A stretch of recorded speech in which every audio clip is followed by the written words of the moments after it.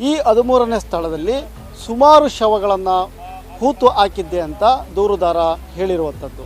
ಯಾಕೆಂತಂದರೆ ಇಲ್ಲಿ ಸುಮಾರು 20 ಅಡಿ ಆಳದವರೆಗೆ ಅಗೆಯಬೇಕೆಂಬ ಮಾಹಿತಿ ಇದೆ.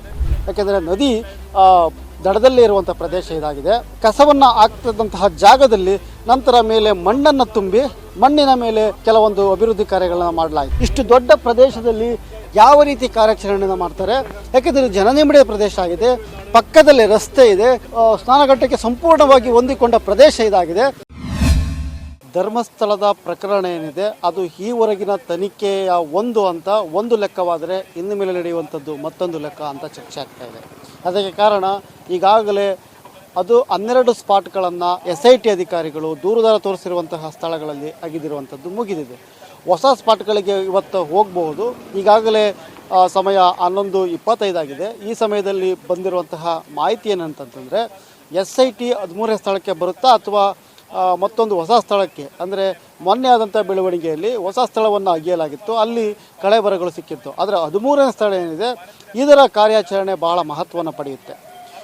ಸದ್ಯದ ಮಾಹಿತಿಯ ಪ್ರಕಾರ ಈ 13ನೇ ಸ್ಥಳದಲ್ಲಿ ಸುಮಾರು ಶವಗಳನ್ನು ಹೂತು ಹಾಕಿದ್ದೆ ಅಂತ ದೂರುದಾರ ಹೇಳಿರುವಂಥದ್ದು. ಅಂದರೆ ಬೇರೆ ಬೇರೆ ಸ್ಪಾಟ್ 1ರಿಂದ 12ನೇ ಸ್ಪಾಟ್ವರೆಗೂ ಒಂದೊಂದು ಸ್ಥಳದಲ್ಲಿ 1, 2 ಅಥವಾ 3, 4 ಈ ರೀತಿ ಶವಗಳನ್ನು ಹೂತಿರುವುದಾಗಿ ದೂರುದಾರ ಹೇಳಿಕೆಯನ್ನು ಕೊಟ್ಟಿದ್ದ.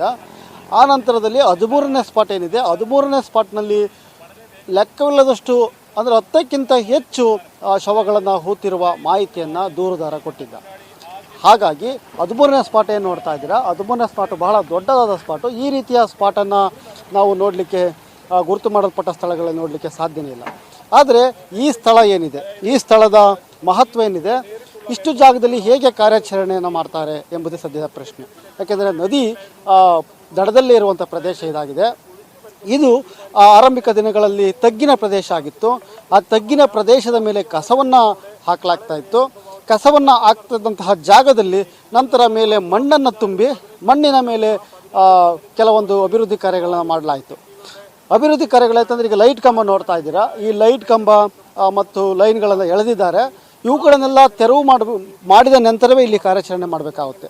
ಈವರೆಗಿನ ಬೆಳವಣಿಗೆಯಲ್ಲಿ ಸಾಮಾನ್ಯವಾಗಿ SIT ಅವರು ಯಾವ ಸ್ಪಾಟ್ ಇದೆ ಆ ಸ್ಪಾಟ್ನ ಸುತ್ತ ಹಸಿರು ಪರದೆಯನ್ನು ಹಾಕ್ತಾಯಿದ್ರು. ಆದರೆ ಇವತ್ತು ಯಾವುದೇ ಪರದೆಯನ್ನು ಹಾಕಿಲ್ಲ. ಅಂದರೆ ಇವತ್ತು ಇಲ್ಲಿ ಕಾರ್ಯಾಚರಣೆ ನಡೆಯುತ್ತಾ ಅಥವಾ ಇಲ್ವೋ ಎಂಬ ಅನುಮಾನ ಕಂಡು ಬರುತ್ತೆ. ಯಾಕೆಂದರೆ ಲೈನ್ಗಳಿದ್ದಾವೆ, ಲೈನ್ಗಳನ್ನು ತೆರವು ಮಾಡ್ತಾರಾ ಇಲ್ವಾ? ಯಾಕೆಂತಂದರೆ ಇಲ್ಲಿ ಸುಮಾರು 20 ಅಡಿ ಆಳದವರೆಗೆ ಅಗೆಯಬೇಕೆಂಬ ಮಾಹಿತಿ ಇದೆ. 20 ಅಡಿ ಆಳದವರೆಗೆ ಅಗಿದರೆ ಮಾತ್ರ ಕಾರ್ಯಾಚರಣೆ ಮಾಡ್ಬೋದು. ಯಾಕೆಂದರೆ ಮೇಲೆ ಕಸ ಇತ್ತು, ಆಮೇಲೆ ಮಣ್ಣನ್ನು ತುಂಬಿ ಅಭಿವೃದ್ಧಿ ಕಾರ್ಯಗಳನ್ನು ಮಾಡಿರುವಂಥದ್ದು. ಆ ತಗ್ಗಿನ ಪ್ರದೇಶವಾಗಿದ್ದ ಸಂದರ್ಭದಲ್ಲಿ ಇಲ್ಲಿ ಹೆಣವನ್ನು ಹೂತಿರುವಂತಹ ಹೇಳಿಕೆಯನ್ನು ದೂರುದಾರ ಕೊಟ್ಟಿರುವಂಥದ್ದು ನಾವು ಈಗಾಗಲೇ ಸಾಕಷ್ಟು ಸಲ ಚರ್ಚೆ ಮಾಡಿರುವಂಥದ್ದು. ಅಂದರೆ ಒಂದು 5-6 ಅಡಿ ಆಳ ತೆಗೆದ ನಂತರದಲ್ಲಿ ನೀರಿನ ಹೊರತೆ ಬರುತ್ತೆ. ನೀರಿನ ಹೊರತೆ ಬಂದಾದಮೇಲೆ ಅದನ್ನು ಮತ್ತಷ್ಟು ಒಗೆಯಬೇಕಂದ್ರೆ ಇಟಾಚಿಯನ್ನು ಬಳಸಬೇಕಾಗುತ್ತೆ. ಇಷ್ಟು ದೊಡ್ಡ ಪ್ರದೇಶದಲ್ಲಿ ಯಾವ ರೀತಿ ಕಾರ್ಯಾಚರಣೆಯನ್ನು ಮಾಡ್ತಾರೆ? ಯಾಕೆಂದರೆ ಜನನಿಬಿಡ ಪ್ರದೇಶ ಆಗಿದೆ, ಪಕ್ಕದಲ್ಲಿ ರಸ್ತೆ ಇದೆ, ಜನರು ತಿರುಗಾಡ್ತಾರೆ, ಸ್ನಾನಘಟ್ಟಕ್ಕೆ ಸಂಪೂರ್ಣವಾಗಿ ಹೊಂದಿಕೊಂಡ ಪ್ರದೇಶ ಇದಾಗಿದೆ. ಹೀಗಾಗಿ ಈ ಸ್ನಾನಘಟ್ಟದ ಪಕ್ಕದಲ್ಲಿರುವಂಥ ಪ್ರದೇಶ ತುಂಬ ಎಲ್ಲರ ಗಮನಾರ್ಹ ಕೇಂದ್ರವಾಗಿ ಕಂಡು ಬರುತ್ತೆ. ಇಂಥ ಪ್ರದೇಶದಲ್ಲಿ ಯಾವ ರೀತಿ ಕಾರ್ಯಾಚರಣೆ ಮಾಡ್ತಾರೆ ಎಂಬುದು ಸದ್ಯದ ಕುತೂಹಲ ಆಗಿದೆ. SIT ಅವರು ಸದ್ಯದ ಮಾಹಿತಿಯ ಪ್ರಕಾರ ಯಾವ ಪ್ರದೇಶದಲ್ಲಿ ಯಾವ ಸ್ಥಳದಲ್ಲಿ ಹೊಸ ಸ್ಪಾಟಿಗೆ ಹೋಗ್ತಾರೆ ಅಂತಲೂ ಹೇಳ್ತಾ ಇದ್ದಾರೆ, ಅಥವಾ ಈ ಸ್ಪಾಟಿಗೆ ಬಂದು ಕಾರ್ಯಾಚರಣೆ ಮಾಡ್ತಾರೆ ಅಂತಲೂ ಹೇಳ್ತಾ ಇದ್ದಾರೆ. ಆದರೆ ಸದ್ಯದ ಬೆಳವಣಿಗೆ, ಸದ್ಯದ ಪರಿಸ್ಥಿತಿಯನ್ನು ನೋಡ್ತಾ ಇದ್ದರೆ ಇಲ್ಲಿಗೆ ಬರುವಂತಹ ಯಾವುದೇ ಸಾಧ್ಯತೆ ಕಂಡು ಬರ್ತಾ ಇಲ್ಲ. ಒಂದು ವೇಳೆ ಇವತ್ತು ಮಧ್ಯಾಹ್ನದ ನಂತರ ಅಥವಾ ನಾಳೆ, ಇವತ್ತಿನ ಮಧ್ಯಾಹ್ನದ ನಂತರ ಅಥವಾ ನಾಳೆ ಇಲ್ಲಿ ಕಾರ್ಯಾಚರಣೆ ಮಾಡುವ ಸಾಧ್ಯತೆ ಕಂಡು ಬರ್ತಾ ಇದೆ. ಕ್ಯಾಮರಾ ಪರ್ಸನ್ ಮುಸ್ತಫಾ ಜೊತೆ ಯತಿರಾಜ್ ಬೇರಹಳ್ಳಿ, ಧರ್ಮಸ್ಥಳ. ಮತ್ತಷ್ಟು ವಿಶೇಷ ವಿಡಿಯೋಗಳನ್ನು ನೋಡಲು ಮತ್ತು ಹೊಸ ವಿಡಿಯೋಗಳ ಬಗ್ಗೆ ತಿಳಿಯಲು EDina.com ಯೂಟ್ಯೂಬ್ ಚಾನೆಲ್ ಸಬ್ಸ್ಕ್ರೈಬ್ ಮಾಡಿ ಮತ್ತು ಬೆಲ್ ಐಕಾನ್ ಕ್ಲಿಕ್ ಮಾಡಿ.